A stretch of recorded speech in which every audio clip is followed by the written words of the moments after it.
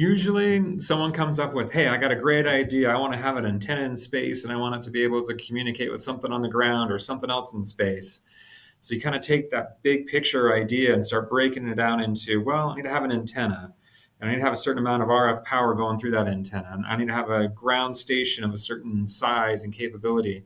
And so your systems engineers and your RF systems engineers will start to understand that full big picture, break it down into those elements, and then start to assign requirements and capabilities with each of those components to make a working system that meets some of the challenging environments and programs that we help to provide those technical solutions for. So they take a look at a lot of the requirements, and I think the systems engineers are a lot of the glue that kind of holds the project together between the concept of RF, getting our radio frequency energy through cables to the different boxes on the satellite, understanding what sort of losses there might exist at the spacecraft level, and then how do you test that? Do you shake and bake it like TVAC and Vibe? Do you test it with RF test equipment, for instance? And then all of the different capabilities through that complex RF system. What's the right way to test it and what sort of risk?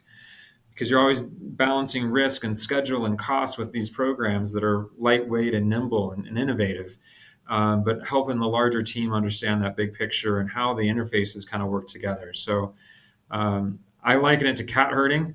Project engineers and systems engineers work hand in hand a lot with project management team, but it's understanding that big picture and pulling together, I think, a really innovative team that are trying to work on some pretty cool technical challenges.